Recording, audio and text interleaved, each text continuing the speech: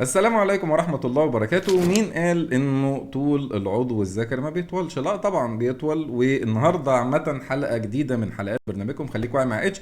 والنهاردة هو حلقة الرد على الأسئلة. السؤال الثامن والتاسع والعاشر مهمين جدا، فأتمنى ان انت تتفرج على الحلقة لآخرها هتتبسط ان شاء الله وهتستفاد. طبعا ما شفتوش انتوا اللوك الجديد، طبعا عملنا شفايف هنا وفي طبعا رص حلبوز هناك هنا جنب الاتنين دول، فالامور احسن حاجه يعني.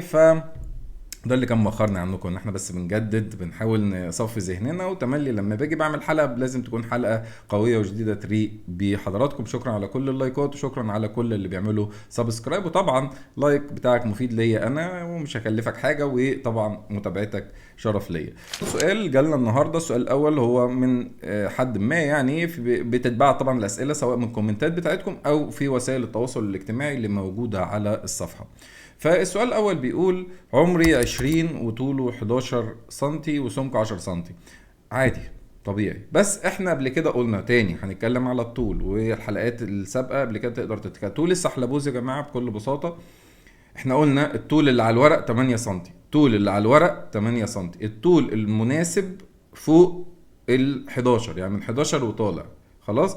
لكن على الورق 8 سنتي تمام، عمليا بيقدر ان هو يؤدي الغرض منه، لكن 11 وانت طالع يعني المعقول الايديال من اول 14. 14 قلنا 15 16 ف 13 اوكي، 17 يمشي الحال. الطول كتير مش كويس، وتحت كده برضو مش احسن شيء يعني. السؤال التاني بيقول لك دخلت كميه كبيره، ويعني احد اخواتنا بيعمل له عاده سريه فبيعملها بصابونه ديتول تقريبا، فبيقول ان هي دخلت كميه كبيره من فتحه السحلبوز الاماميه، وحصل ان هو حس بحرقان يعني. فبيقول والله انا خايف ان يكون حصل تلف للكورتين بتوع حضرتك، ادي واحده منهم اهي. فنقدر نقول انه لا مش للدرجه دي، بس طبعا لو انت مستمر على موضوع العاده باستخدام الصابون طبعا لازم تبطل العاده وتبتدي في برنامج الاستشفاء بتاعك. وبالنسبة للصابون اللي دخل فمن مرة مش قصة يعني، لكن طبعا التكرار هيؤدي لمشاكل في المستقبل، سواء كان التهاب في المسالك المسار البولي او مجرى البول، وكمان التهاب في البروستاتا، وده هيسبب لك سرعة قذف يا برنس الليالي ورمانة الميزان، وبالتالي هيكون عندك مشكلة في الزواج. السؤال الثالث بيقول: ايه حل التقوس او الانحناء في العضو الذكري؟ عادي مادام انت ما بيسببلكش مشكله، هو عادي طبيعي ان يكون في بعض الميول للعضو الذكري الناحيه الشمال او الناحيه اليمين، او يعني فاهمني يعني طبيعي جدا. هو الموضوع يا جماعه انتوا ما تاخدوش الموضوع انتوا ستاندرد، او انت شايفه مثلا في فيلم اباحي ان هو عامل زي الايه، نبوت الغفير كده، لكن الامر عادي. معلش انا شايف دي طالعه من اول الاسئله يعني، ده المايك.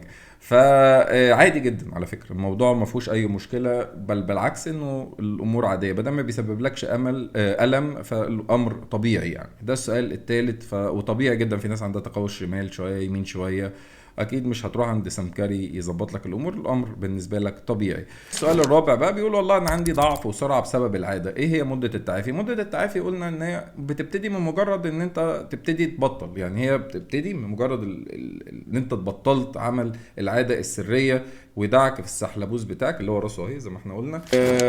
3 شهور نقدر نقول بدايه الاحساس الجيد، يعني ان انت تحس ب3 شهور. وطبعا يا جماعه اللي كان مدمن عاده وانت بتقلل لازم تقللها الاول بعد كده توقفها، يعني ما ينفعش توقف يعني. هي مش يعني عارف اللي يقول لك لا اقف الحاجه على طول، هي مش سجاير يعني، بس هي لازم يحصل عمليه تقليل بس عشان جسمك يتعود على الوضع الجديد اللي انت داخل عليه. لكن الايقاف المباشر ده شويه هيسبب لك بعض الالام وشويه التهابات، فالافضل التقليل يعني، وبعد كده ان شاء الله ربنا يوفقك وتبطل تماما يعني. السؤال الخامس، اخ بيسأل بيقول عنده كرة اكبر من كورة، يعني في الكورتين اللي تحت الذي يحتضنهم كيس واحد. فكرة اكبر من كرة عادي، هو ده الطبيعي يعني. في واحدة بتبقى اكبر شوية من التانية لكن مش كبيرة اكيد يعني بالحجم اللي هو واحدة قد كده والتانية صغيرة خالص يعني، فده طبيعي يعني مفيش مشكلة. وتملي بيبقى في واحدة انزل شوية من واحدة مرفوعة شوية، يعني الاتنين مش بيبقوا مرسومين يعني، انت مش عاملهم عند رسام فاهمني اللي هو راسم لك الاتنين وبتاع ده. الخيال ده خيالك يعني. السؤال السادس وده سؤال حابب ارد عليه على ناس كتير، بيقول لك عودة الاحتلام، وده هعمل له حلقة اللي هو حلقة الاحتلام دي حلوة يعني برضو هكتبها عندي. الاحتلام المهم السؤال بيقول الاحتلام يدل على ان الجسم بدأ يرجع لوضعه الطبيعي. يعني هو بص، الاحتلام يا جماعة مؤشر، مش مؤشر قوي لشيء ما، لكن هو مؤشر جيد. يعني اللي بيحتلم معنى كده ان انت رجعت الامور بتاعتك عندك، ابتدى جسمك بيعمل عملية الإفراغ الطبيعي بتاعته عن طريق الاحتلام، الحاجة الربانية والوسيلة الربانية لإفراغ الطاقة الزايدة أو إفراغ الشهوة الزايدة عندك. لكن يا جماعه في احتلام مفعل برضو، خلي بالنا من، ما انت بتتفرجليش على فيلم اباحي وتنام لي وتقول لي اصل انا احتلمت. ما هو ده اسمه انت مستدعي للاحتلام، وانت طبيعي تحتلم، ما انت مهيج نفسك. ما انا برضو يا جماعه نتكلم بصراحه شويه يعني، معلش يعني ما انت ما تجنناش يا جدع انت بقى عشان ما تضايقناش. يعني انت فاهم، انت مهيج نفسك، انت مهيج نفسك، عامل زي القط اللي بيهاج نفسه، ما هو هيقعد ينونو، فانت مهاج نفسك، هتنام هتحتلم. لكن الاحتلام الطبيعي ان انت تبقى عامل حياتك عاديه تماما، مش عارفه ايه، ضغوط الحياه، شفت منظر رجعته بقى وانت نايم، حصل لك احتلام، ماشي. برضو الناس اللي بتاكل اكله دسمه زي الكوارع وبتاع احتلم، ما هو طبيعي تحتلم، انت شاب وكوارع لازم يحصل لك احتلام يعني، فاهمني؟ بس هو اشاره جيده يعني.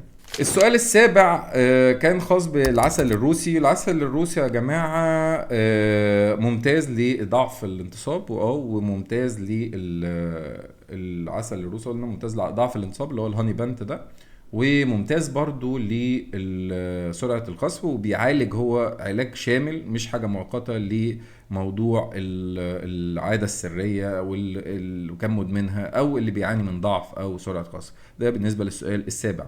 السؤال الثامن بيقول لك بقى مستر بريزيدنت، بيقول لك ايه؟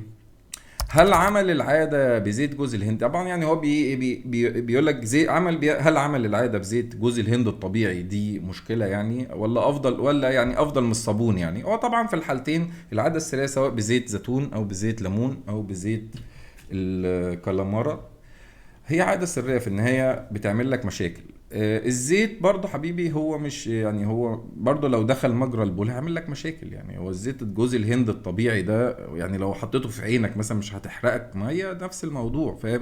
فهو نفس المشكلة حبيبي، هي القضية كلها ان الزيت ده هيخش برضه في مجرى البول، هيوصل للبروستاتا، هيعمل لها التهاب، هيبقى عندك سرعة قصف حلاوة برضه بزيت الجوز الهند. وممكن كمان تلاقي جوز هند بعد كده شريك معاك في الجوازة بتاعتك، لما تتجوز انت مش هتعرف تعمل علاقة كاملة يعني. فبلاش العادة سواء بزيت جوز هند او باي حاجة، لان هي في الاول وفي الاخر حاجات كلها مش سليمة، او العادة نفسها كمان فيها في حد ذاتها مشكلة، لان زي ما قلت لك ميكانيزم العادة ان وانت بتعملها بيحصل سحب هواء، سحب هواء لما بيبقى في العضو بتاع حضرتك، في البنتكور بتاع حضرتها في الزواج بتسحب سائل، لكن انت بتسحب هواء. طب ما فيش هواء، بتسحب الصابون ده بيخش بيبوظ لك الدنيا. في سؤال التاسع وسؤال مهم جدا، وهو بيقول لك بقى انه يعني اخونا فقد الانتصاب الصباحي لمده شهر، فهل في مشكله؟ يعني حد فقد الانتصاب الصباحي لمده شهر، فدي فيها مشكله ولا لا؟ تاني برضه، بصوا يا جماعه، الانتصاب الصباحي هو مدلول كويس جدا وهايل جدا وممتاز جدا على ان انت عندك قوة جنسية يعني، ده خلينا متفقين في ده. يعني انت لما بتصحى الصبح بتلاقي السنارة غامزة، ده معناه ان انت تمام، تمام، تلاقي السنارة بتاعتك تمام وفردة المية مية وتمام ومظبطة الاناني، فكويس، ده شيء مؤشر كويس. لكن مش معنى انه ما جالكش ان هو مؤشر سيء يعني، بس هو طبعا مؤشر كويس، فاهمني يعني؟ فقد الانتصاب الصباحي المفروض ما يقلقكش.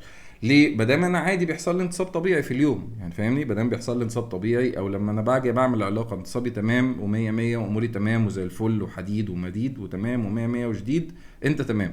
لكن ان انت تعمل الانتصاب الصباحي ان هو ما بيجيلكش بس، وما بيجيلكش انتصاب في الحالات الطبيعيه، لا، يبقى هنا نقدر نبتدي نفكر شويه ايه المشاكل يعني. ممكن عندك ضغوط نفسيه، بتفكر كتير. لو يا جماعه اصل الانتصاب لما بيروح من الراجل بيبقى راجع لحاجات تانية كتير، لو عالجها الامور تمام. مش شرط ان انت فقدت اصابه يا نهار اسود ده انا عندي، لا، انت ممكن يكون عندك ضغوط، ممكن يكون عندك مشاكل. تمام. برضو في واحد تاني شاب مثلا لما جوز يقول لك ازاي يا جدع، ده انا لو شفت الحنتبوس هيقف دماغي، شعر دماغي هيقف.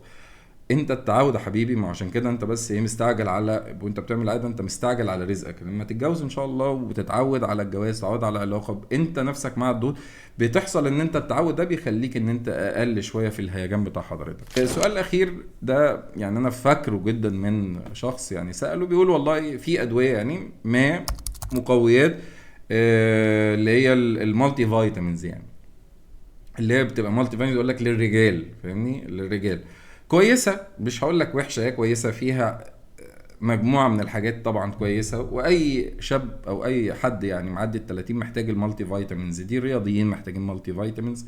بس مش دي بس اللي هي بتبقى كويسه في حته ان انت يحصل لك انتصاب، لانه في حاجات تانية يعني، فاهم، في حاجات تانية مع المالتي فيتامينز طبيعيه هتظبط الاداء. لكن ان انا باخد مالتي فيتامينز فبالتالي هبقى كويس، لا، لانه في نسب يعني. انا مش عارف طبعا الاسم، انت قلت لي اسم العلاج لكن انا ما اقدرش اقوله عشان ما بحبش لا اقول ذم ولا يعني كويس ولا وحش.